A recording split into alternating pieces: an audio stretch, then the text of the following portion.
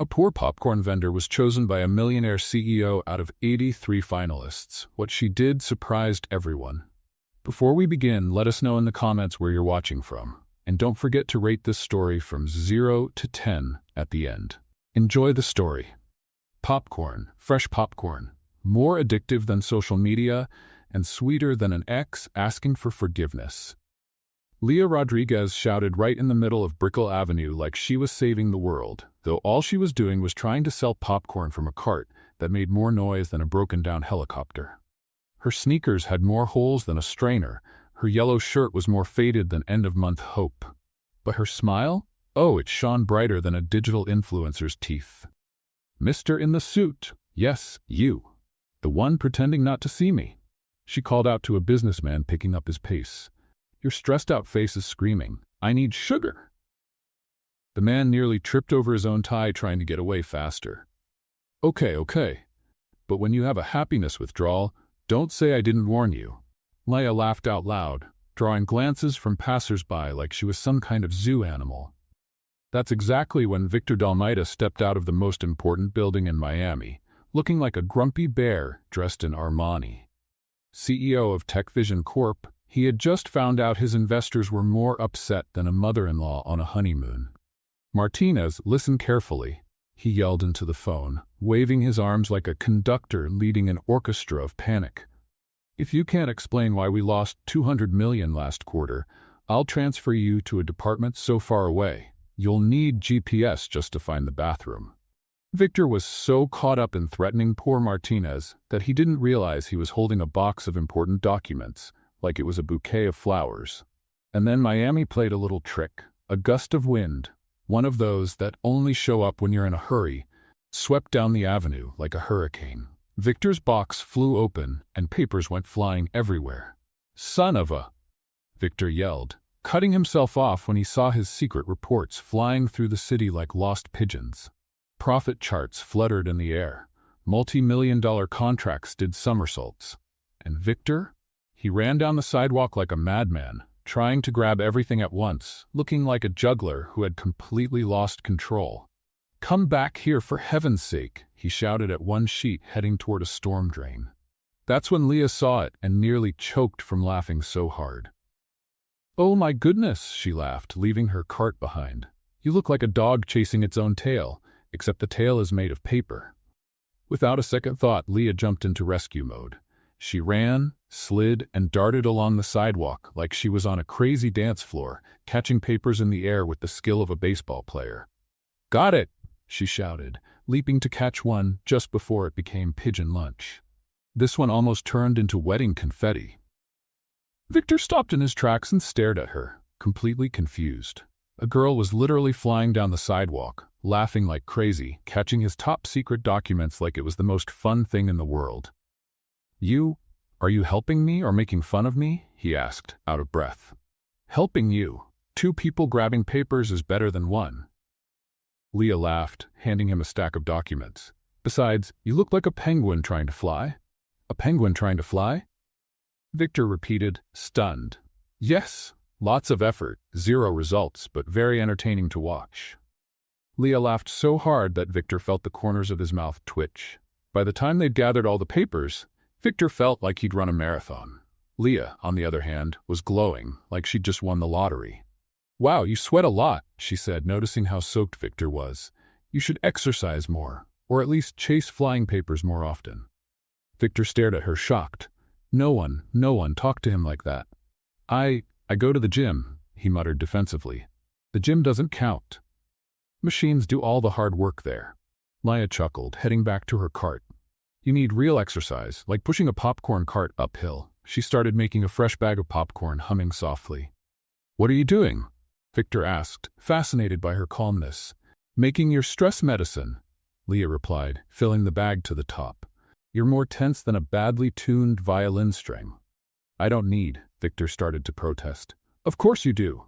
Just look at your face." Leah pulled a dramatic face, mimicking his grumpy expression. "You look like you just sucked on a sour lemon." Despite himself, Victor let out a laugh. A real laugh, straight from the belly. "There, now you look human." Leah grinned, holding out the little paper bag. This is happiness popcorn, my grandma's secret recipe. Secret recipe? Victor raised an eyebrow. Yep, she put love into every kernel. Leah winked. She also added sugar, but love was the main ingredient. Victor took the bag, feeling its warmth through the paper. When was the last time someone gave him something without expecting anything in return? When was the last time someone made him laugh like that? How much do I owe you? He asked, reaching for his wallet. Nothing. It's on the house. Leah waved dramatically. Or better yet, on the sidewalk. I can't just take it for free. Sure you can. You gave me the best entertainment of the day. Leah laughed. Seriously, you chasing those papers was better than Netflix. Victor popped a piece of popcorn into his mouth. It was perfect, sweet, crunchy, made with care. This is really good, he admitted. I know, Leah said proudly. My popcorn has healed broken hearts, anxiety attacks, even emotional drama. Emotional drama? Victor chuckled. Yeah, you know, when life gets you down and you just can't seem to reach happiness? My popcorn fixes that. Leah gave him a playful wink. Victor laughed again, a strange and wonderful feeling spreading through his chest.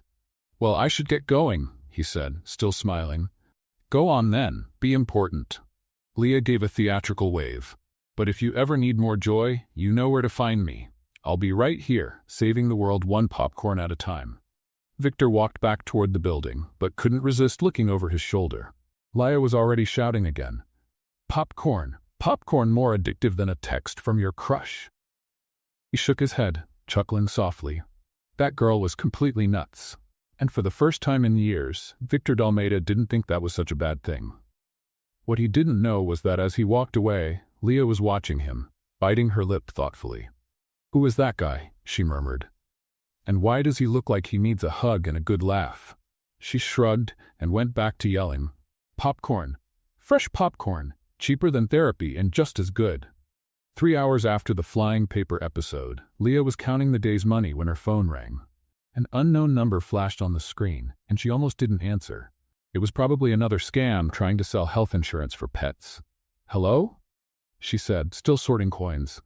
Leah Rodriguez? A woman's voice, cool and professional, like the air conditioning at the mall. Speaking. If you're selling something, all I've got is popcorn. My name is Amanda, from the Human Resources Department at Tech Vision Corp. We'd like to invite you for a job interview tomorrow at 2 p.m. Leah nearly dropped the phone. Sorry, what? Tech Vision what now?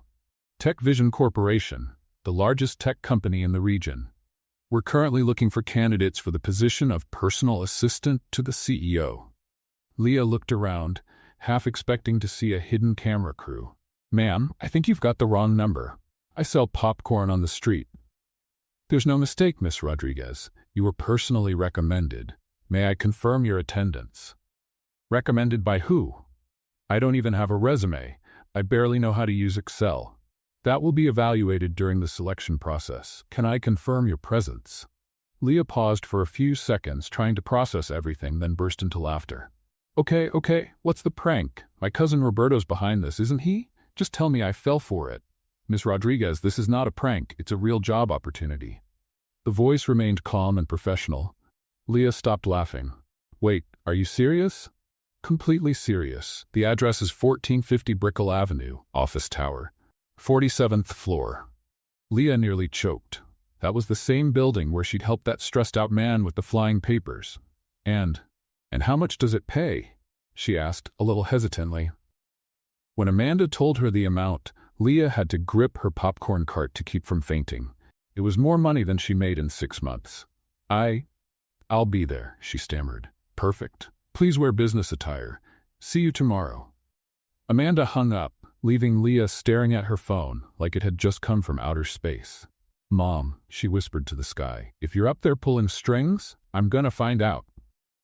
The next day, Leah stood in front of the mirror in her tiny apartment, trying to figure out what on earth counted as business attire in her closet. She had 3 options: the least ripped pair of jeans, a black blouse that wasn't stained with popcorn, and a blazer she bought on clearance 2 years ago and never wore. Well, she told her reflection, at least I don't look like I'm selling churros. She slipped on the only closed-toe shoes she owned, a pair of brown loafers that made noise when she walked, and left home praying she wouldn't embarrass herself. When she got to Tech Vision Corp, Leah had to tilt her head all the way back to see the top of the building. It was huge, all covered in mirrored glass, looking more like a spaceship than an office. "Jesus Christ," she whispered. "They probably make more in a day than I do in a lifetime." The lobby was even more intimidating. Marble everywhere, movie set-style plants, and a receptionist who looked like a magazine model. "Leah Rodriguez here for an interview," she said, trying to sound confident. The receptionist gave her a quick once-over, clearly judging the noisy loafers and clearance sale blazer. 45th floor. Elevator to the right. When the elevator doors opened on the 45th floor, Leah felt like she had stepped onto another planet. The air smelled like expensive perfume and ambition. And there were women everywhere. Beautiful women. Perfect women. Women who definitely knew how to use Excel. "Oh my God," Leah whispered, counting silently. There had to be at least 80 candidates there. All in high heels, all dressed in outfits that probably cost more than her rent. All with resumes likely thicker than the Bible. And there she was, smelling like kettle corn and wearing noisy loafers. "Are you here for the assistant position too?" a perfect blonde asked, looking at her with thinly veiled curiosity. "I think so," Leah answered, still in shock. "Interesting," the blonde murmured, clearly meaning interesting in the what a joke kind of way. Leah sat down in a corner chair, trying to make herself invisible. Around her, the other candidates were talking about their qualifications, like they were in a competition for the most impressive resume. "I have an MBA from Harvard and speak 5 languages," said a brunette with glasses. "I was the CEO's assistant at Goldman Sachs for 3 years, added a redhead. "I launched 3 startups before turning 25, another one chimed in. Leah looked down at her hands, which always smelled like popcorn, and wondered what on earth she was doing there. That's when she noticed someone watching her. Behind the mirrored glass of a meeting room, a man was observing.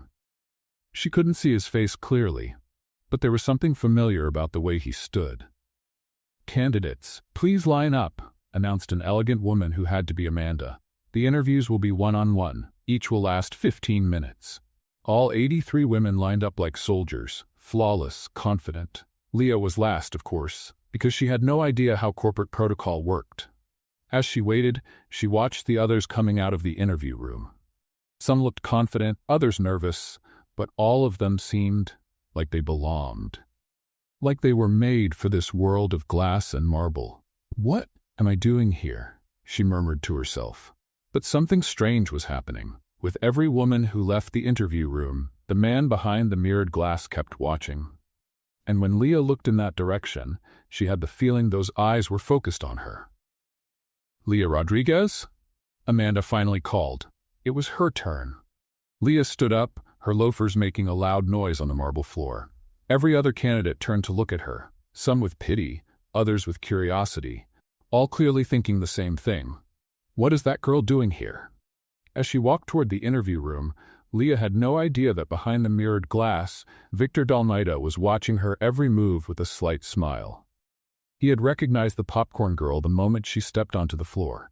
He was the one who told Amanda to call her. He was the one who made this opportunity happen. And now, seeing her there, out of place but brave, Victor was sure he'd made the right call. The other 82 candidates had perfect resumes, but none of them had what Leah had in abundance: humanity. "Let the show begin," Victor murmured, adjusting his tie. He could hardly wait to see how she would handle the most important interview of her life. Leah walked into the interview room like a fish trying to swim on dry land. The table was enormous, polished like a mirror, and 3 spotless executives were waiting for her with expressions that ranged from skeptical to mildly intrigued. "Please, have a seat," Amanda said, pointing to a chair that looked more expensive than Leah's entire apartment. "Thank you," Leah replied, a little too loudly, her nerves making her voice echo through the room. As she sat down, her old bag made a strange noise against the leather chair. "So, Miss Rodriguez," began a bald man with gold-rimmed glasses, "tell us about your work experience."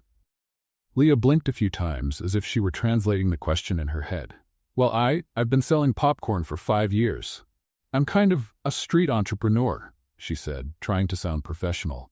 "I run my own business, manage inventory, do customer service, word-of-mouth marketing. The three executives exchanged glances.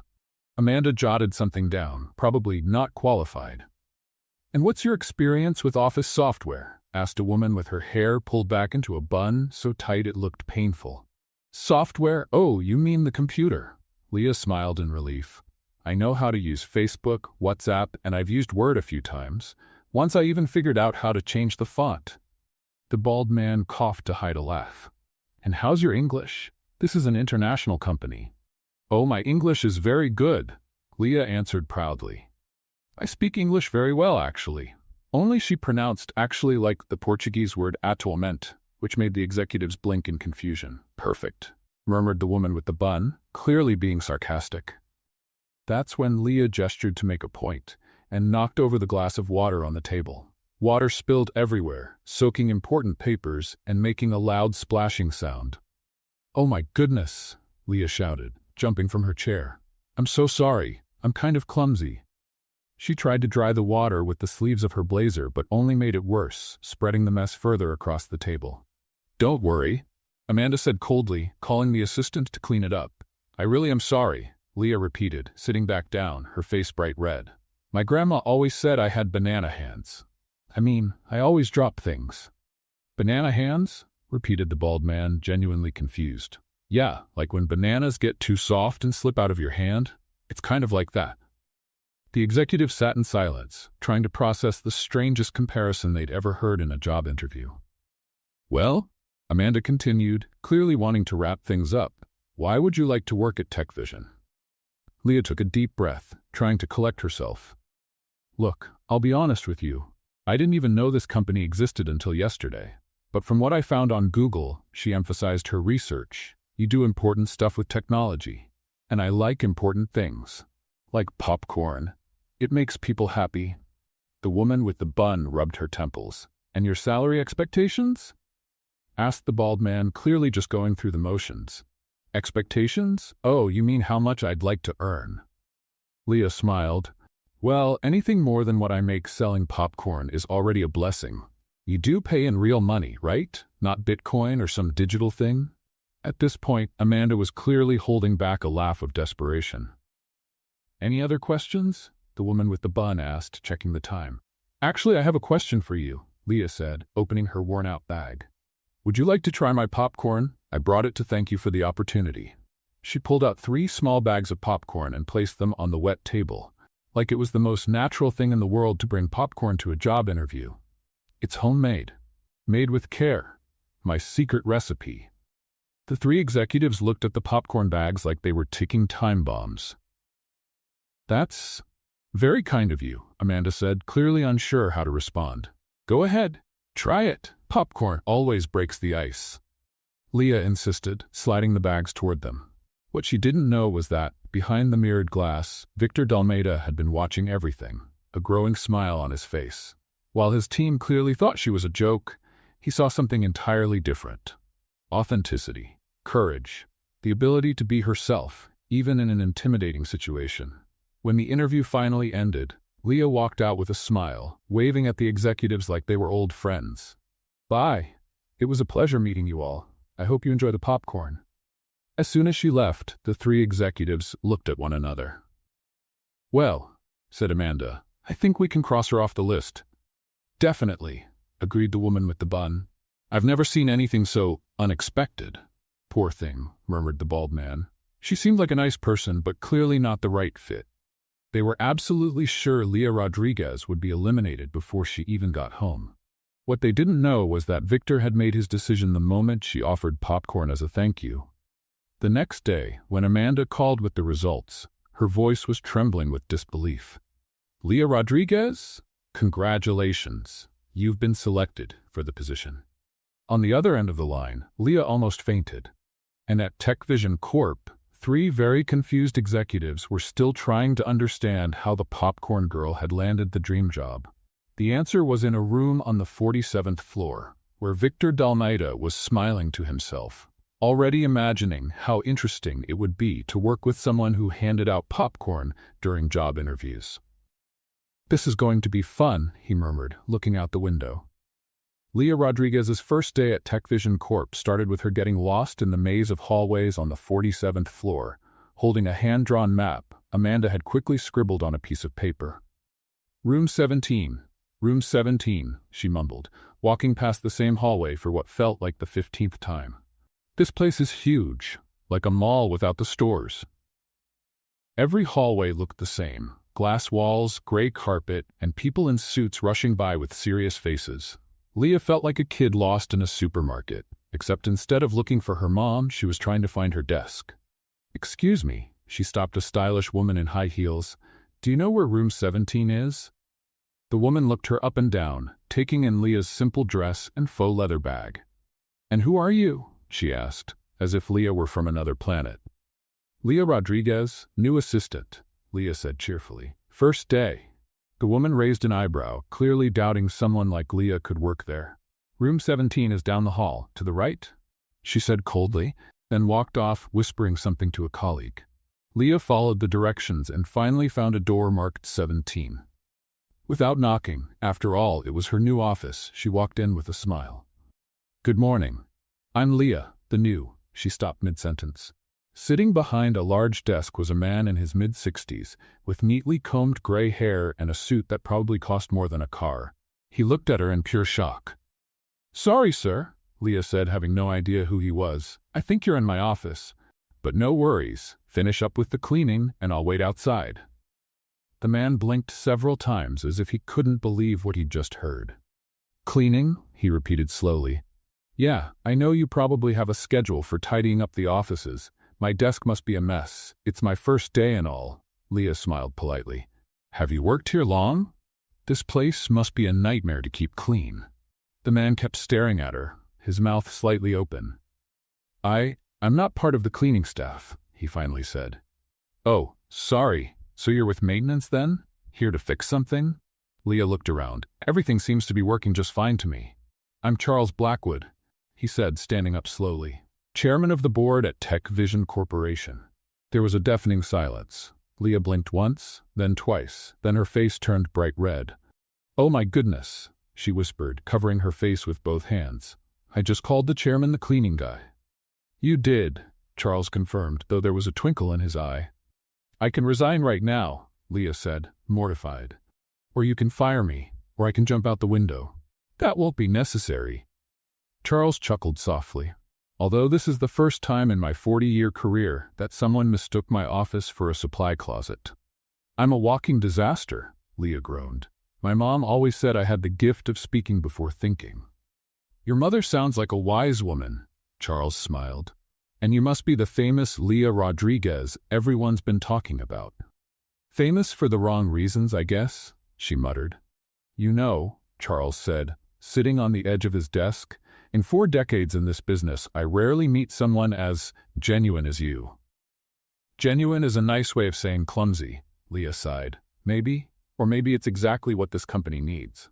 Before Leah could reply, the door opened and Amanda rushed in, stopping suddenly at the scene before her. "Mr. Blackwood, I'm so sorry. I was just looking for Miss Rodriguez." "She found me first," Charles smiled. "Or rather, she walked into my office and offered to wait while I finished cleaning." Amanda turned pale. "Oh no." "Oh yes," Leah confirmed, wishing the floor would just open up and swallow her whole. "Miss Rodriguez," Charles said as he stood up, "allow me to escort you to your real office. It's the least I can do after taking over your room by mistake." He offered his arm like a gentleman, and Leah, still mortified, accepted. As they walked through the hallways, every employee stopped to watch the surreal scene, the chairman of the board escorting the new hire as if she were royalty. "This is going to be legend," someone whispered. "She called Blackwood a janitor," another person muttered, shocked. "How has she not been fired yet?" a third voice asked. The buzz spread through the building like wildfire. Within minutes, the whole company had heard about the new assistant's epic blunder. When they finally reached the real room 17, which was much smaller and far less impressive, Charles said goodbye with a smile. "It was a pleasure meeting you, Miss Rodriguez. I'm sure your time here will be interesting."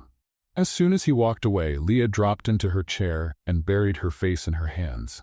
"First day, and I'm already a joke," she groaned. What she didn't know was that, 3 floors up, Victor Dalmeda was listening to Charles retell the story, laughing so hard he had tears in his eyes. "She really thought you were the cleaning guy?" Victor asked, wiping his eyes. "And she even offered to let me finish my work while she waited," Charles laughed. "Victor, in all my career, I've never seen anything like it. That girl is refreshing." Victor smiled, looking out the window toward the lower floor. "She's special," he murmured. "Special doesn't even cover it," Charles agreed. "She's got the courage to be herself in a world full of people trying to be someone else." Meanwhile, in the halls of Tech Vision, the name Leah Rodriguez was on everyone's lips. Some laughed with scorn, others with disbelief, but everyone was talking about her. And in the middle of all that chaos, Victor Dalmeda felt something he hadn't felt in a long time: genuine curiosity about what might happen next. Because one thing was certain, with Leah Rodriguez around, the usual office routine was officially over. And for the first time in years, that didn't bother him one bit. 2 weeks after the Charles Blackwood, the janitor incident, Leah was just beginning to settle into Tech Vision's routine when Amanda showed up at her desk with a look that was half panic, half resignation. "Leah, I need to talk to you," Amanda said, holding a folder like it was a shield. "Hi, Amanda. If this is about me mistaking the break room for the meeting room yesterday, I already apologized to everyone." "It's not about that," Amanda sighed. "We have a situation. The company has been invited to the Miami Children's Hospital Charity Gala. It's a big event. Politicians, business leaders, the press." "That's great. You guys are going to donate a lot of money then?" "Yes, but the problem is we need someone to represent Tech Vision at the event." Leah waited for her to go on, but Amanda just stood there, looking at her with a strange expression. "And?" Leah prompted. "And you've been selected." Leah blinked several times. "I've been what now?" "You're going to represent the company at the gala tomorrow night." "Tomorrow night?" Leah shouted, loud enough for half the office to turn and look. "Amanda, I don't even know what a gala is. I thought it was a kind of fruit. It's a fancy dinner with important people." "Important people?" "I can barely talk to the cafeteria staff without messing up." Amanda rubbed her temples. "Those were direct orders. You're going. End of discussion." "But I don't have anything to wear. I don't even know how to act. I don't know how to use a salad fork." "A salad fork?" "Yeah, those tiny ones on the left that no one knows what they're for." Amanda checked her watch. "You have 24 hours to get ready. Good luck." And with that, she left Leah in full-blown panic mode. That night, Leah ran to Donna Carmam's house, the neighborhood seamstress who fixed clothes in her backyard. "Donna Carmam, you have to save me," Leah pleaded. "I need a dress for a fancy event tomorrow." Donna Carmam, a 70-year-old woman with more energy than a Ferrari engine, looked Leah up and down. "Girl, with that little time? Are you out of your mind? Please, I'll pay whatever you want." Donna Carmam sighed and walked over to an old wardrobe, pulling out a slightly faded black dress. "It was my daughter's, but she got tired of it. Let's give it a makeover." The two of them spent the whole night sewing, adjusting, improvising. The final result was creative. The black dress got a few shiny appliques that Donna Carmam had saved, a waist sash made from a vintage scarf, and little touches that made it one of a kind. "It's not perfect, but it was made with love," Donna Carmam declared at 6 in the morning. "It's beautiful. Thank you, Donna Carmam." The next evening, Leah arrived at the Fontainebleau Hotel feeling like Cinderella, except more like a Cinderella who got dressed at a department store clearance sale. The ballroom was stunning. Huge chandeliers, tables decorated with flowers that probably cost more than her monthly salary, and people who looked like they stepped out of a fashion magazine. "Leah Rodriguez, Tech Vision Corporation," she said to the receptionist, who checked the list twice before handing her a wristband. As soon as she stepped into the ballroom, Leah felt like a penguin at a peacock convention. Everyone seemed to know exactly where to stand, what to say, how to hold their champagne glasses without spilling. "You must be the representative from Tech Vision," said a voice behind her. Leah turned around and nearly choked. A very elegant man, gray hair, movie star smile. "I'm Ricardo Mendez, CEO of Innovatech, your competition," he said with a charming smile. "Oh, hi, I'm Leah, and, wait, competition? Like enemies?" Ricardo laughed. "Not exactly enemies, more like friendly rivals." Just then, a waiter walked by with a tray of champagne. Leah grabbed a glass, but as she turned to keep talking, she bumped into someone. Splash! The champagne went straight onto the white shirt of a distinguished-looking man with a mustache. "Oh my gosh, I'm so sorry," Leah cried out, trying to dry the man's shirt with a napkin. "Don't worry, it happens," the man said calmly. "Minister Rodriguez," Ricardo whispered quietly, "that's the Minister of Finance."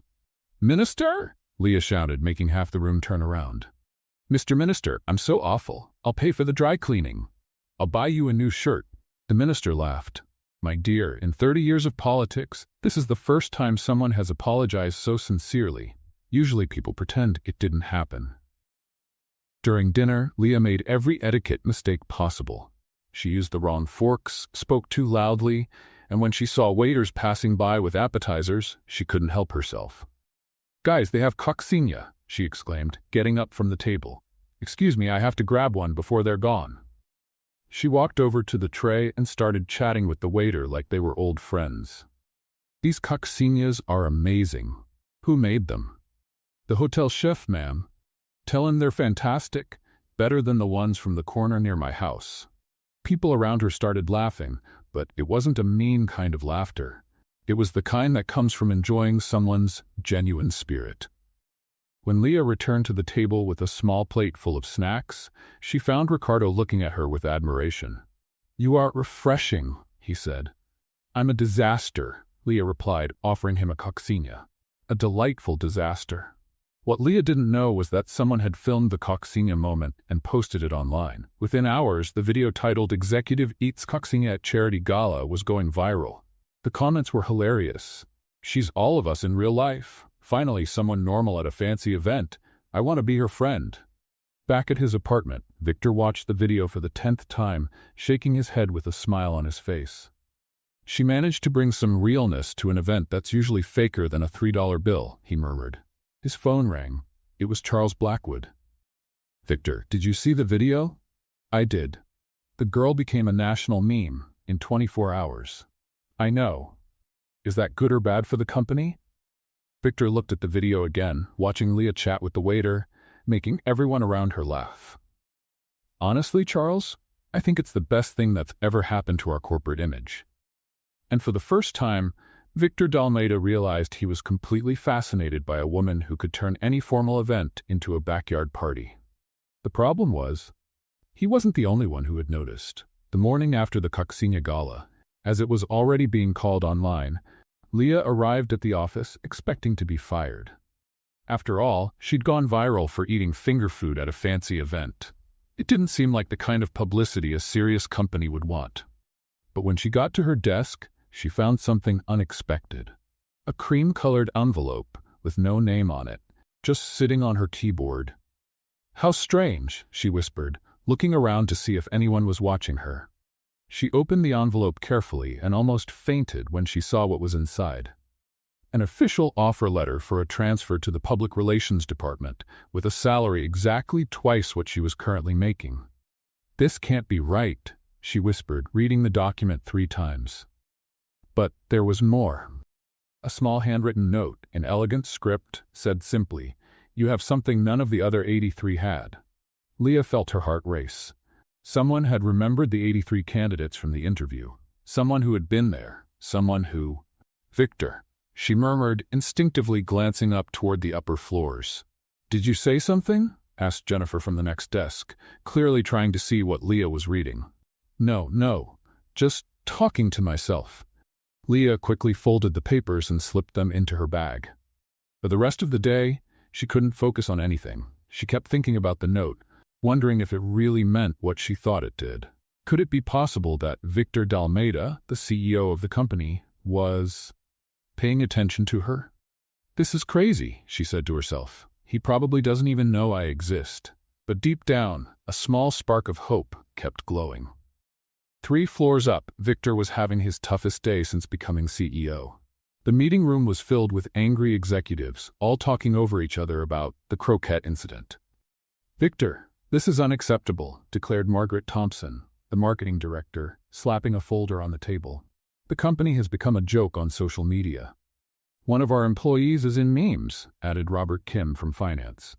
Memes, Victor. Our corporate image is ruined. She needs to be fired immediately, said Amanda from HR, before she causes more damage. Victor stayed quiet, looking out the window. Down below, he could see Leah heading out for lunch, walking with that cheerful stride he had come to recognize. Victor? Margaret pressed. Are you listening to us? I'm listening, he said calmly, without turning around. And I disagree with all of you. A tense silence filled the room. What do you mean? Robert asked. Victor finally turned to face the group. Have you looked at our social media numbers since yesterday? Victor, we're not talking about numbers, Margaret began. Yes, we are, he cut her off. A 300% increase in engagement, 50,000 new followers, hundreds of positive comments about how human our company feels. He turned on the projector and showed the metrics. For the first time in years, people are talking about Tech Vision as a company that's real, authentic, and down to earth. You think that's a bad thing? But she's Margaret searched for the word. A genuine person? Victor suggested. An employee who's not afraid to be herself? Someone who made the Minister of Finance laugh after spilling champagne on him? She's unprofessional, Robert protested. She's exactly what this company needed, Victor said firmly. Do you know the feedback we got from the gala? People loved our authentic representative. They said we were the first company brave enough to show we're made of real people. Amanda frowned. Victor, you're not thinking of... I'm thinking of promoting her. The silence that followed was deafening. Promoting her? Margaret almost shouted. To public relations. She has a natural gift for connecting with people. Victor, this is madness, Robert said. The board will never approve it. The board will approve it because I'm the CEO, Victor said, his voice carrying an authority he rarely had to use. And if they don't, I'll remind them that our market value rose 2% since yesterday. He turned off the projector and walked toward the door. Meeting's over. Leah Rodriguez stays. And if anyone has a problem with that, they can speak to me directly. That afternoon, Leah was in the elevator coming back from a meeting when someone stepped in at the last second. Her heart skipped a beat when she saw it was Victor. They rode in silence for a few floors, the air thick with tension. Leah clutched the bag holding the mysterious note, trying to decide whether to say something. How was the event yesterday? Victor asked casually, not looking at her. It was interesting, Leah replied, trying to keep her voice steady. I think I made a few mistakes. Mistakes? Victor smiled slightly. I heard you were the highlight of the evening. Being known for eating croquettes isn't exactly the kind of highlight a company wants, right? Victor finally looked at her, and Leah felt like he could see straight into her soul. Depends on the company, he said softly. The elevator stopped at her floor. This is my floor, Leah said, but didn't move right away. Leah, Victor said as she was stepping out. Yes, sometimes the best things in life come in unexpected packages. The doors closed before she could reply, leaving her standing in the hallway, her heart pounding like a drum. That night at home, Leah read the note for the 20th time. You have something none of the other 83 had. And for the first time, she started to believe that maybe, just maybe, Victor Dalmeda really saw her as more than just a problem employee. What she didn't know was that, on the 47th floor, Victor was standing by the window, wondering exactly when the popcorn vendor had become the most important person in his thoughts. 2 weeks after the mysterious note incident, Amanda showed up at Leah's desk with a look that was part surprise, part resignation.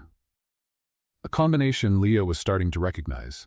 Leah, you're going to Orlando, Amanda announced, dropping a folder on her desk. Orlando? You mean like Disney World? Leah asked excitedly. No, a tech conference, Tech Summit 2025. 3 days, 5-star hotel, important presentations. Leah blinked several times. Me? At a tech conference? Amanda, I barely know how to use Excel. Direct orders. You're going with the executive team. Executive team? Leah choked. That includes...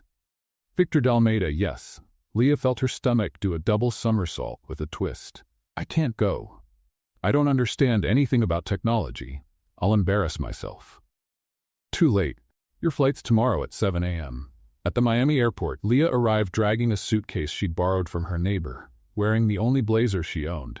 When she saw the Tech Vision executive team at the gate, all perfectly dressed with their designer luggage and sleek laptops, she wanted to hide behind a pillar. Leah! Victor waved, and she nearly tripped over her suitcase when she saw him in casual clothes.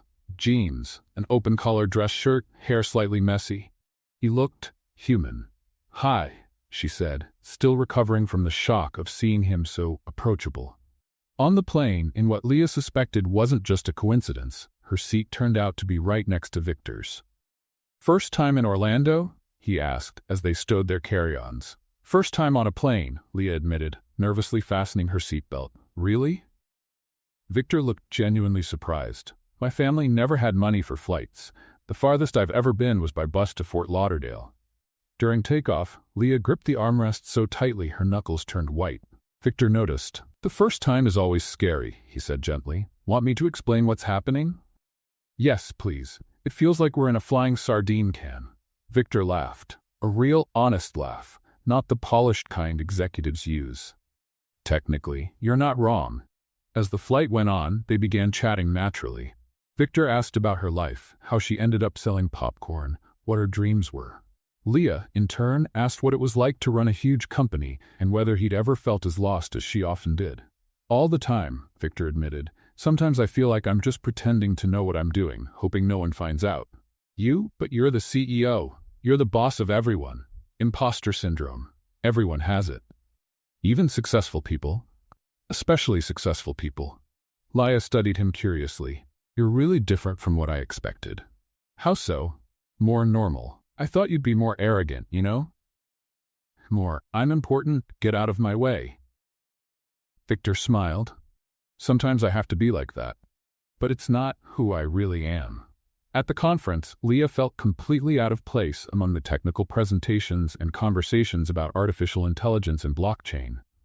But during a panel on humanizing technology, something clicked in her mind. When they opened the floor for questions, Leah raised her hand before she could change her mind. "Yes, the lady in red." The moderator pointed to her. Leah stood up, feeling hundreds of eyes on her. Well, I don't know much about technology," she began, hearing a few muffled laughs. "But I work with people every day. And you know what the problem with technology is these days? It forgets that there's a real person on the other side of the screen." The room went silent. "You build amazing apps, but no one explains to my 70-year-old neighbor how to use them. You make beautiful websites, but my cousin who has dyslexia can't read them. Technology should serve people, not the other way around." When she finished, there was a moment of silence before the applause began. Not polite applause, but real, heartfelt clapping. After the session, a well-dressed man with a European accent approached her. "Sorry to interrupt, but I must say, your comment was brilliant," he said in English. "I'm Hans Mueller, CEO of Tech Europe. She is what the real world looks like." Victor, who had watched everything from a distance, felt something stir in his chest. Pride, admiration, and something deeper he wasn't ready to name just yet. That night at the hotel, Victor knocked on Leah's door. "Hi," she said, surprised to see him. "Is something wrong? Can I come in? I need to talk to you." Leah let him in, suddenly very aware that she was wearing casual clothes, a t-shirt and sweatpants, while he still looked perfectly put together. "Leah, what you did today at the conference was extraordinary. I just said what I thought." "Exactly, and it was brilliant." Victor walked to the window, then turned to face her. "I need to tell you something." Leah's heart began to race. "I was the one who asked for you to be called for the interview. I was the one who hired you. And I was the one who left that note on your desk." Leah felt her knees go weak. "You? Since the day you helped me with those papers, since you offered popcorn to a stressed-out stranger, I haven't been able to stop thinking about you." He took a step toward her. "It's not just your heart, Leah. It's your mind. The way you see the world. You have an emotional intelligence I've never seen in anyone else." Leah stepped back, suddenly afraid of how intense the moment had become. "Victor, stop. Just stop." "Why?" "Because you're the boss," she blurted out. "You're the multimillionaire CEO, and I'm just the popcorn girl who doesn't even know which salad fork to use." "Leah." "No." She ran to the door. "This is crazy. You'll get tired of playing Cinderella, and I'll be the one left hurt." She opened the door. "I'm going to my room, and tomorrow, let's pretend this conversation never happened." Victor stood in the middle of the room, watching the door close, feeling like a part of him had just walked out too. On the other side of the door, Leah leaned her back against the wall and slid down to the floor, her hands shaking. Because the truth was, she had fallen for him too. And that scared her more than any airplane turbulence ever could. Monday morning after the Orlando conference felt like a ticking time bomb. Leah had barely sat down at her desk when Amanda showed up with a look she'd never seen before. A mix of panic, anger, and something that looked like pity. "Leah, you need to come with me. Now." "Good morning to you too, Amanda. It's serious." Amanda grabbed her arm. "Really serious." They walked quickly through the hallways, and Leah noticed people stop talking as she passed. Strange looks, whispers, people pointing at their phones. Something was definitely wrong. "Amanda, you're scaring me. What's happening?" Amanda stopped in front of the conference room and took a deep breath. "There's an article about you this morning." "An article? About me? Why?" Amanda handed her a tablet. On the screen, the headline made Leah's blood run cold. "Scandal at Tech Vision. Multimillionaire CEO in forbidden romance with unqualified employee." What is this?" Leah stammered, starting to read. The article was harsh and detailed. It said she had been mysteriously hired over 83 qualified candidates, had been promoted without merit, and openly speculated about an intimate relationship between her and Victor. There were even photos of them on the plane, talking and laughing. Who wrote this? A business blog run by Daniel Carvalho. "But the worst part isn't the article," Amanda said, looking physically sick. "It's how they got the information." Amanda opened another file on the tablet. It was a screenshot of an internal email from TechVision with the company's official header. From Victor.Dalmaida@techvision.com to HR@techvision.com. Subject: Special Instructions. Leah Rodriguez. "Amanda, as we discussed, I want you to give special treatment to employee Leah Rodriguez. She has direct access to me and doesn't need to follow standard protocols. Any request from her should be handled immediately. This matter is confidential and personal. Victor Dalmaida, CEO, TechVision Corp." Leah felt the world spinning. "Is that email real?" "No," Amanda said quickly. "Victor never sent it, but someone managed to create a fake email that looks completely real." But how? "Someone with internal access. Someone who knows how our systems work." Leah sank into the chair. "Amanda, I swear to God, there's never been anything between me and Victor. Nothing." "I believe you, Leah, but that doesn't matter now. The article's already been shared thousands of times. The shareholders are furious. The board is in panic." Amanda sat beside her. "Leah, they want you to be removed." "Removed? Fired. Today." The silence that followed was deafening. Leah looked at the article again, seeing her photo next to Victor's under the caption, "A fairy tale turned upside down." "Someone did this on purpose," she whispered. "Someone wants me out." "Looks like it. But who? And why?" Amanda shook her head. "I don't know. But whoever did this knows the company well. They had access to our systems, knew about Orlando, got the photos." Leah slowly stood up. "Where's Victor?" "In a meeting with the board, trying to contain the damage." Does he think I did something?" Amanda hesitated. "He's fighting to protect you, Leah. But the pressure is enormous." 2 hours later, Leah was clearing off her desk, putting her few belongings into a cardboard box. Her co-workers avoided her like she had some contagious disease. "Guys," she said to Jennifer and the others pretending to be busy, "you know the article's not true, right?" An awkward silence followed. "Leah," Jennifer finally said, we don't know what to believe anymore." With a broken heart, Leah finished packing and walked out of TechVision for the last time, followed by the curious and judgmental looks of people who, just weeks before, laughed at her jokes. 3 days later, Leah was back on Brickell Avenue. But this time, pushing her old popcorn cart. The wheels still squeaked, the metal still rusted, but something inside her had changed. She felt hurt, betrayed. "Fresh popcorn," she called out without much energy. "Sweet popcorn." Her voice had lost its usual joy. People walked by, some recognizing her from the news and whispering, "That's her, the one from the scandal." Poor thing, maybe she was just used. Or maybe she took advantage. Leah pretended not to hear, but every comment felt like a stab. 47 floors above, Victor was in his office, going over piles of documents with the help of a private investigator he had quietly hired. "Mr. Dalmaida," said James Mitchell, the investigator, "I found something interesting." Victor looked up from the papers. The fake email was sent using a company computer but was masked to look like it came from yours. Whoever did this had advanced technical knowledge and administrative access. That narrows down the suspects to about 12 people. But there's more. James placed a photo on the desk. The photos from the plane. They were taken by someone on the same flight, someone on your team. Victor studied the picture. It was discreet, taken from a distance, but it clearly showed him and Leah laughing together. Who on the team had system access and was on the flight to Orlando? 3 people. Amanda Rodriguez from HR, Robert Tim from Finance, and… James paused dramatically. And Margaret Thompson, Marketing Director. Victor clenched his fists. Margaret, one of the loudest voices calling for Leah's firing. Margaret, who always questioned his decisions. Margaret, who had both the technical knowledge and the access. I need solid proof, James. I'm already working on it. But Mr. Dalmaida… Yes? Why would someone do this? What would the motive be? Victor looked out the window, spotting the small figure of Leah on the sidewalk, pushing her cart. Power, he said simply. Someone saw Leah as a threat to the status quo and decided to take her out. What Victor didn't say was that while investigating who had sabotaged Leah, he had come to a painful realization about himself. He was completely in love with her. And now, because of someone's scheme, he might never get the chance to fix the damage his confession in Orlando had caused. But he was going to find out who did it. And when he did, there would be consequences.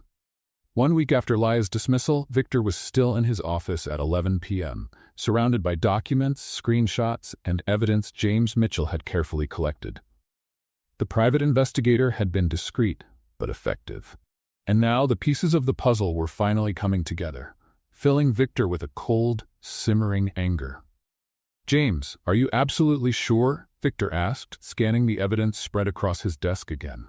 Completely sure, Mr. Dalmaida. Margaret Thompson wasn't just involved. She was the mastermind behind everything from the very beginning. James opened his laptop and showed a series of computer logs. Look here. On the day of Leah's interview, Margaret accessed the HR system 17 times. She was monitoring every step of the hiring process. And after that, once Leah was hired, Margaret started documenting every mistake she made. Take a look. James showed a digital folder labeled Project LR. Leah Rodriguez's initials. Margaret had been collecting material to discredit Leah from day one. Photos, recordings of conversations, even comments from coworkers, comments she herself had influenced. Victor felt sick to his stomach. His marketing director had been orchestrating a systematic campaign against an innocent employee. But why James? What was her real motivation? James pulled up another file.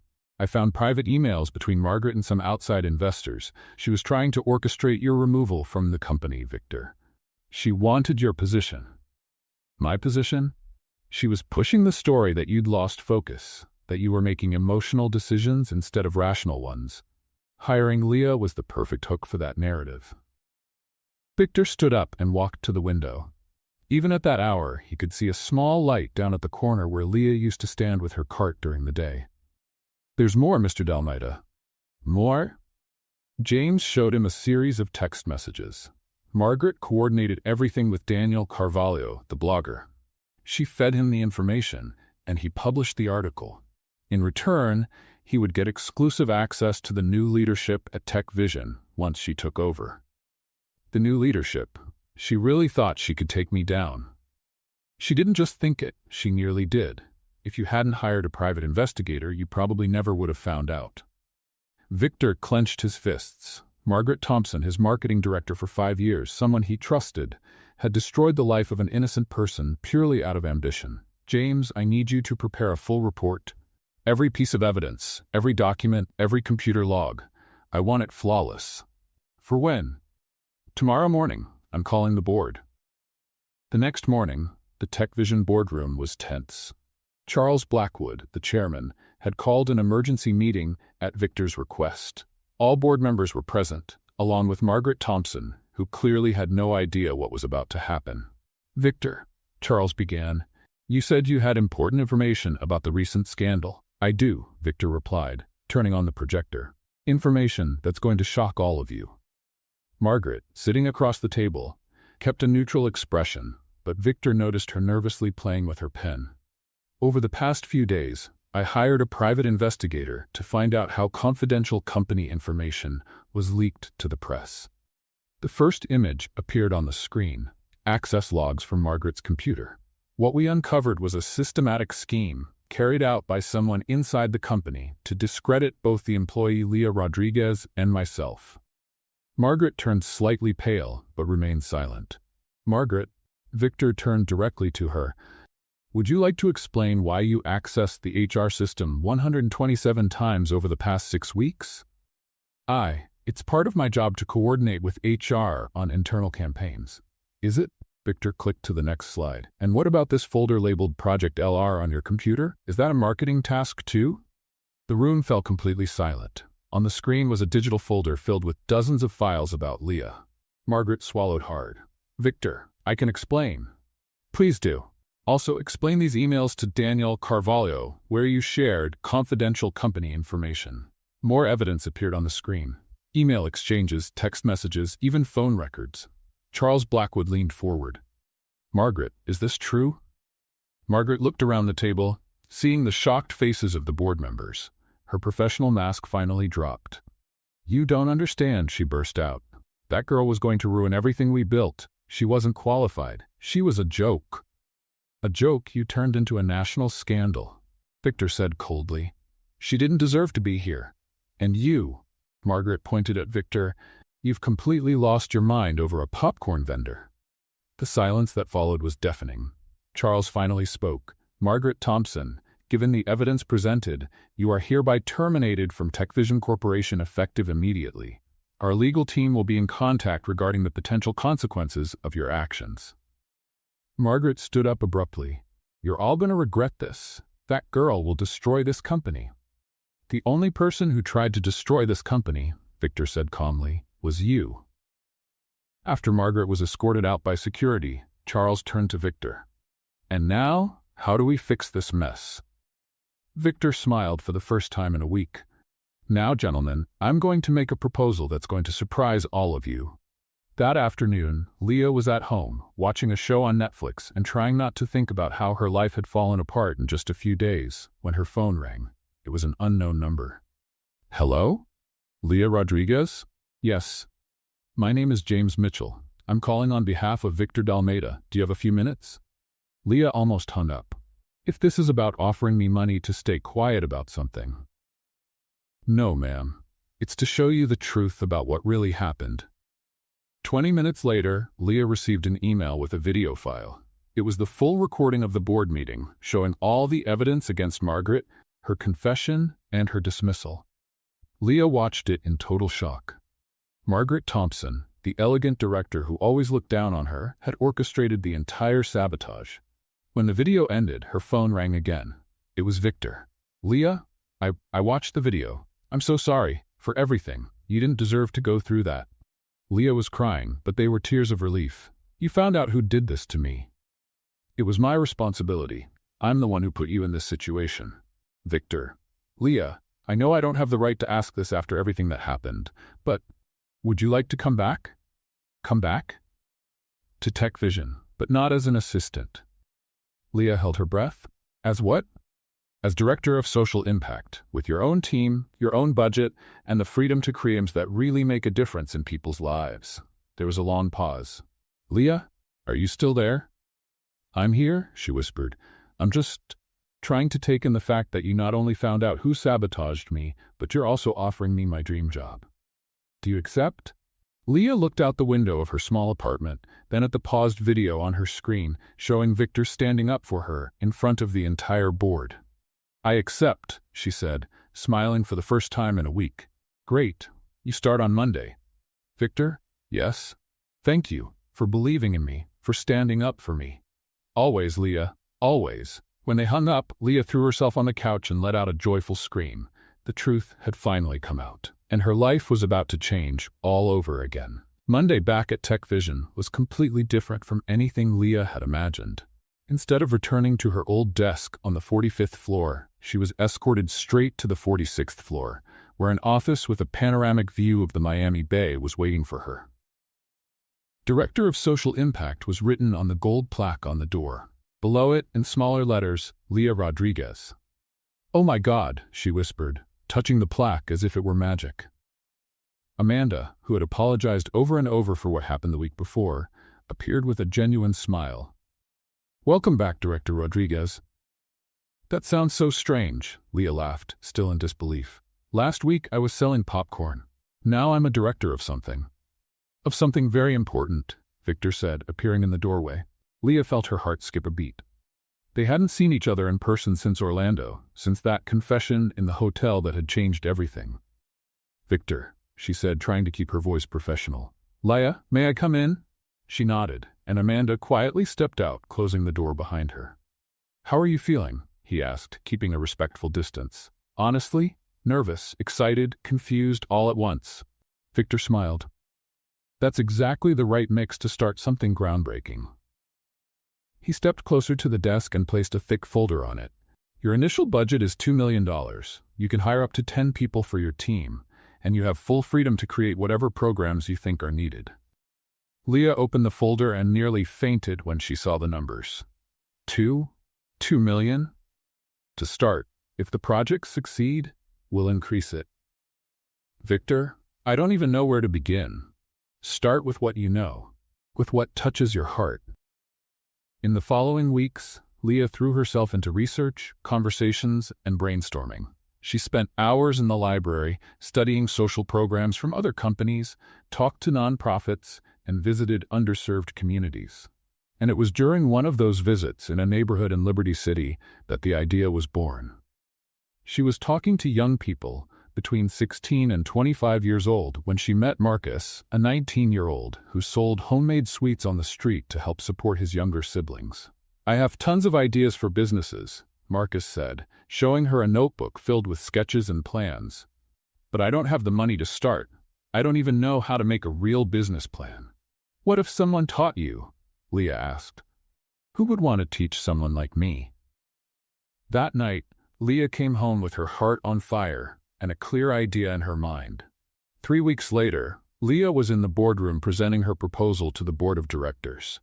The presentation was called Popcorn Entrepreneurs, Turning Dreams into Business. "The concept is simple," she explained, clicking to the first slide. "We identify talented young people in underserved communities who have business ideas but lack the resources or knowledge to bring them to life." Charles Blackwood leaned forward, clearly interested. "We offer 6 months of intensive mentoring, an entrepreneurship course, support to build a business plan, and for the best projects, an initial investment of up to $50,000.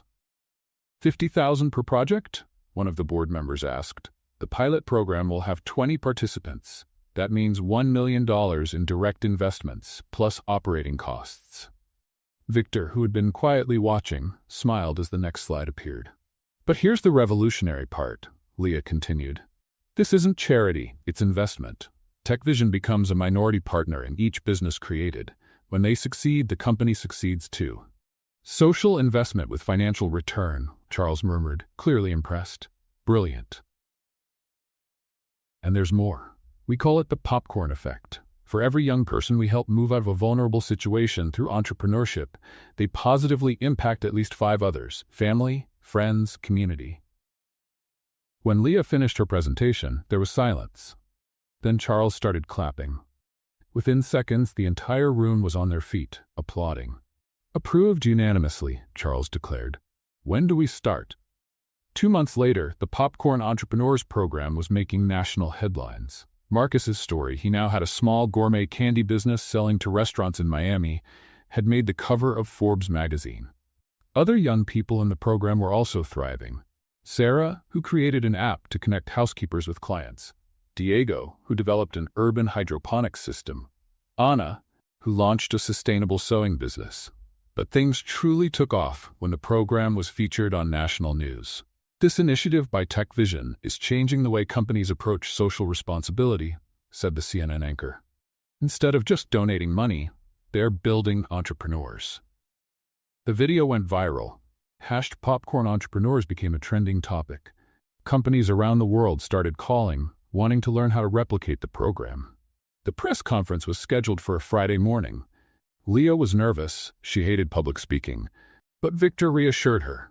Just be yourself. That's what people love about you. The room was packed.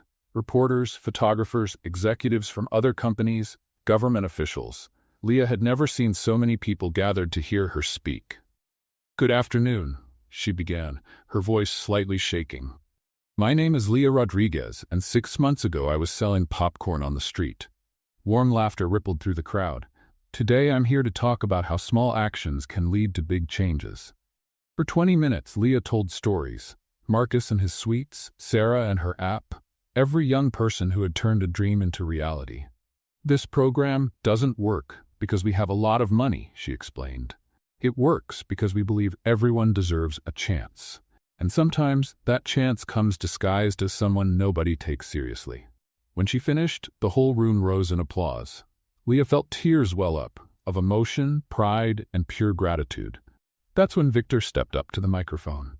"If I may," he said, his voice echoing through the now quiet room, "I'd like to say a few words about Director Rodriguez." Leah looked at him, surprised. "A few months ago, we interviewed 83 highly qualified candidates for a position in our company. All had perfect resumes, prestigious degrees, impressive experience." Victor turned to look at Leah. Leah Rodriguez had none of that. But she had something none of the other 83 had, the ability to see opportunities where others see problems. The courage to believe in people society has given up on. The humility to learn and the wisdom to teach. His voice grew stronger. She didn't just stand out among 83 candidates. She stood out in a world obsessed with appearances, a world I was once trapped in. She taught me that real qualification isn't measured by diplomas, but by impact. And her impact has already changed more than 100 lives directly and thousands more indirectly. The room burst into applause again, but Leah could only look at Victor, noticing something in his eyes that made her cheeks flush. Admiration, pride, and something deeper, something she wasn't ready to name in public. When the press conference ended and the reporters left, Leah and Victor were alone in the empty hall. "Thank you," she said simply. "For what? For believing in me, for giving me this chance, for falling in love with you?" Victor asked gently. Leah felt her heart skip a beat. "Victor, I know it's complicated. I know we're boss and employee, but after today, after seeing what you built, I need you to know, I'm completely in love with the extraordinary woman you are." Leah looked at him, the man who had turned her life upside down not once but twice. "And what if I told you I'm in love too?" she whispered. Victor smiled, that same smile she had first seen on the sidewalk when she offered popcorn to a stressed-out stranger. "Then I'd say, maybe it's time we stop pretending this is just business." And for the first time since Orlando, Leah didn't pull away when he came closer, because now she finally knew she deserved to be there. 3 months after the press conference that changed everything, Tech Vision was hosting the most anticipated event of the year, the official opening of the Entrepreneurial Popcorn Center, the first physical space dedicated to Leah's program. The event was being held at the center itself, a renovated building in Wynwood that had once been an abandoned warehouse and now stood shining as a symbol of transformation. 300 guests were expected. Business leaders, politicians, investors, media, and most importantly, the young entrepreneurs whose lives had been touched by the program. Leah was at her apartment, staring at 3 dresses spread across the bed, completely lost. "Mrs. Carmen," she called out to her neighbor, who had become her unofficial fashion advisor. "Help." Mrs. Carmen appeared at the door, now 71 years old and still full of energy. "Girl, you're more nervous than a bride on her wedding day. What's the problem?" "I don't know which dress to wear. It's the launch of my project. There'll be media, important people." "Will Victor be there?" Mrs. Verstreck Carmen asked with a knowing smile. Leah blushed. Over the past few weeks, she and Victor had started dating quietly. Private dinners, weekend walks, long late-night conversations, but always out of view from the company and the press. "He will," she admitted, "and I want to look perfect." "Then wear the blue one," Mrs. Carmen said confidently. "It brings out your eyes when you're happy." The Entrepreneurship Center looked amazing. Soft lighting, modern yet welcoming decor, and everywhere you looked, photos and stories of young people who had changed their lives through the program. Marcus was there, now the owner of a candy business employing 15 people. Sarah had sold her app for $500,000 and was working on her second one. Diego had just signed a contract with the city to supply hydroponic vegetables to public schools. Director Rodriguez. Marcus greeted her with a warm hug. "Did you see my stories on the main wall?" Leah smiled, her heart swelling with pride. The main wall of the center told the story of each entrepreneur, from their first idea to their current success. "You deserve to be there, Marcus. You and all the others." "No, Director. You deserve to be there. Without you, we'd still be dreaming, instead of making things happen." As Leah moved through the event, greeting guests and sharing stories from the program, she noticed Victor watching her from a distance. He looked as polished as ever, but there was something different in his eyes, a kind of intensity she couldn't quite read. "Ladies and gentlemen," the host's voice echoed through the space, "we ask that everyone please make their way to the main hall for the official opening ceremony." The main hall was packed. Leah took her seat at the head table, next to Charles Blackwood, the mayor of Miami, and other dignitaries. Victor was seated a few chairs away, but she could feel his eyes on her. "Our first speaker tonight," the host announced, "is the creator and director of the entrepreneurial popcorn program, Leah Rodriguez." Applause filled the hall as Leah stepped up to the podium. She had prepared a technical speech, full of numbers and statistics meant to impress the investors in the room. But when she looked out and saw the faces of the young entrepreneurs, Marcus, Sarah, Diego, Anna, and so many others, she tossed the prepared speech aside. "Good evening," she began, her voice steady and confident. "6 months ago, if someone had told me I'd be standing here today opening an entrepreneurship center, I probably would have handed them some popcorn and told them to find a therapist." Light laughter spread through the room. "But the truth is, we're all here tonight because we believe in one simple thing. Everyone deserves a chance. And sometimes that chance comes from the most unexpected place." She spoke for 15 minutes, sharing personal stories, talking about dreams, making people laugh and cry. When she finished, the entire room stood for a 3-minute standing ovation. "Thank you," she said, walking back to the head table. But the host stopped her. "My apologies, Director Rodriguez, but the CEO of Tech Vision, Mr. Victor Dalmaida, would like to say a few words." Leah looked surprised. This wasn't on the schedule. Victor stood up and walked to the podium, holding a golden envelope and a small blue velvet box that made Leah's heart stop. "Thank you," Victor said, his voice echoing through the quiet hall. "I hadn't planned to speak today, but after hearing Leah, I realized there are some things that need to be said. In public." He looked straight at her. "Leah, you said that everyone deserves a chance. But what you didn't say is that you gave all of us a chance too. You taught us that business isn't just about profit, it's about purpose." Victor opened the golden envelope. "That's why, on behalf of Tech Vision Corporation, I'd like to announce the first sponsorship contract for the Popcorn Entrepreneurs Program. $5 million over the next 3 years, ensuring that 500 more young people get the chance to turn their dreams into reality." The hall erupted in applause, but Victor raised his hand, asking for silence. "But there's something even more important I need to say." He picked up the small velvet box and walked over to where Leah was sitting, completely stunned. "Leah Rodriguez," he said, kneeling down in front of the whole audience. "A few months ago, you were one of 83 candidates for a job at my company. Today, you're not only the best employee I've ever had, you're the woman who completely changed my life." Leah felt tears start to roll down her cheeks. "Of all the women I've met, of all the possibilities life has given me, I chose you. And it wasn't out of pity, it wasn't charity, and it wasn't on impulse." Victor opened the box, revealing a diamond ring that sparkled under the lights of the hall. "It was because of what you taught me that real love isn't about finding someone perfect. It's about finding someone who makes you want to be a better person every single day." The hall was completely silent. 300 people held their breath. "Leah Rodriguez, will you marry me?" Leah looked at him. The man who had turned her life from a popcorn vendor into a director of social programs, who had stood up for her when no one else did. who fell in love not with her looks but with her soul. "Victor," she whispered, then cleared her throat and spoke loud enough for everyone to hear. "When I offered popcorn to a stressed-out stranger on the sidewalk, I never imagined I was offering my heart too." She stood up, and so did he. "Yes," she said, her voice clear and steady. "Yes, I'll marry you." The hall exploded.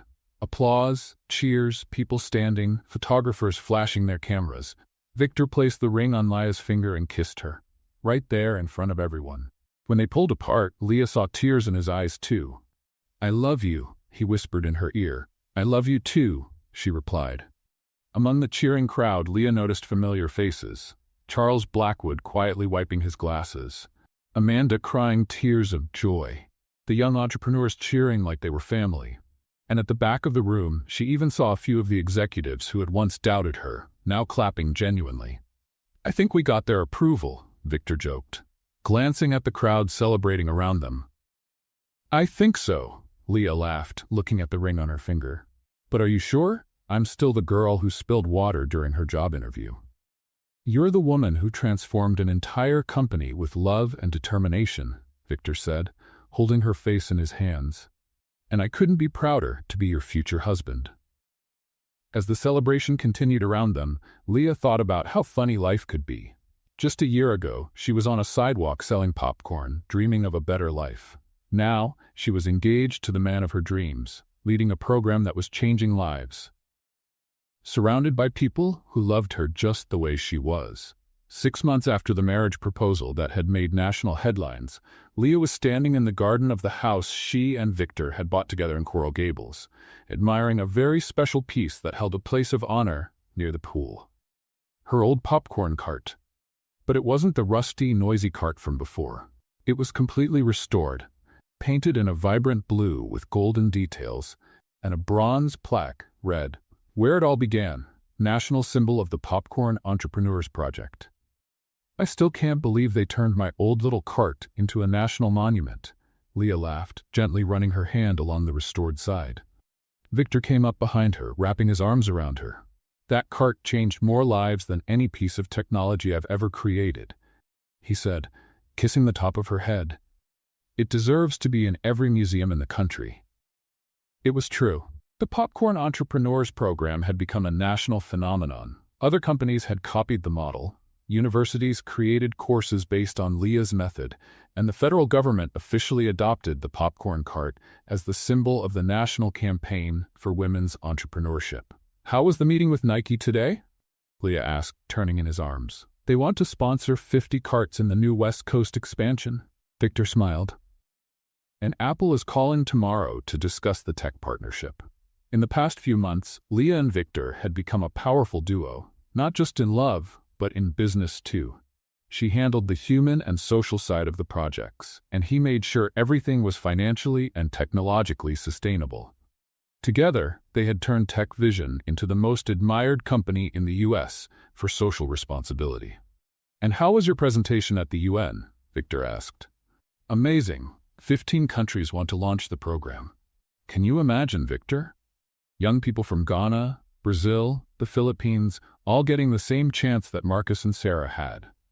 They walked hand in hand out to the balcony, where the table was set for the romantic dinner that had become their Friday night tradition. "Leah," Victor said, suddenly stopping, "there's something I need to ask you." She looked at him, curious. "What is it?" "Are you sure you want to marry me?" he asked, and there was real vulnerability in his voice. "I mean, your life has changed so much. You've become a global figure. You get invited to speak all over the world. You could have anyone you want." Leah looked at him for a long moment, then started laughing. "Victor Dalmeida, are you jealous of my fame?" "Maybe just a little," he admitted, blushing. "You silly man," she said, pulling him closer. "Do you really think I've forgotten who stood by me when no one else believed? Who defended me when I was being sabotaged? Who saw potential in me when I couldn't even see it myself?" She kissed him gently. "I love you, Victor. Not the CEO, not the millionaire. You, the man who laughs at my bad jokes and supports all my crazy dreams." 3 weeks later, on a sunny Saturday morning, the beach at Key Biscayne was set up for the most anticipated wedding in Miami. But it wasn't the grand event people expected. Leah insisted on something simple and intimate, only with the people who truly mattered. 50 guests were present, family, close friends, and all the original young entrepreneurs from the program. Marcus was one of the groomsmen. Sarah was one of the bridesmaids. Charles Blackwood officiated the ceremony as a justice of the peace. Leah walked barefoot on the sand, wearing a simple but elegant dress that Donna Carmen had helped her choose. In her hands, a bouquet of wildflowers mixed with popcorn kernels. Only you would put popcorn in a wedding bouquet.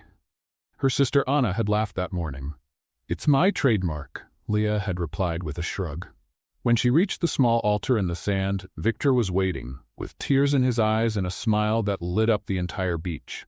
"You look beautiful," he whispered as she stepped beside him.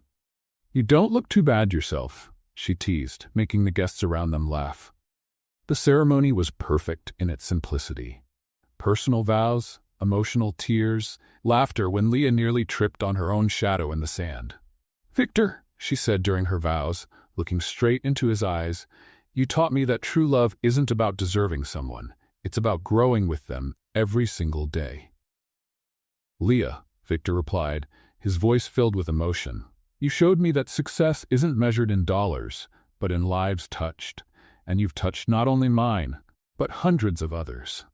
When Charles finally said, "You may kiss the bride," the beach erupted in cheers.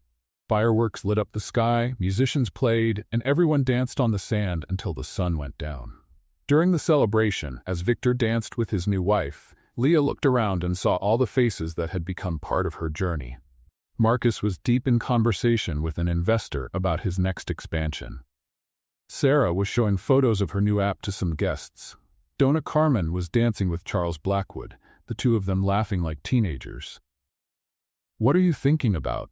Victor asked, noticing her thoughtful expression. Leah leaned in closer, breathing in the scent that had become so familiar. "I'm thinking how funny life is," she whispered. 2 years ago, I was just a girl selling popcorn on the street, dreaming of a better life. And now I'm married to the man of my dreams, running a program that's changing lives all over the world, and I have a chosen family that loves me exactly as I am." She looked into his eyes, tears of pure happiness streaming down her face. "I just offered popcorn to a stressed-out stranger, and I got the whole world in return." Victor smiled, that same smile that had won her heart the very first time, back on the sidewalk of Brickell Avenue. "No, my love," he said, gently kissing her. "You gave much more than popcorn. You gave kindness, generosity, and genuine love, and the whole world saw it." As they danced under the stars with the sound of the waves in the background and surrounded by people who loved them, Leah thought that maybe fairy tales really did exist. What did you think of Leah and Victor's story? Share your thoughts in the comments below. How would you rate this story from 0 to 10? Don't forget to subscribe to the channel and turn on notifications to follow all our stories, and click here at the end of the video to watch more inspiring stories.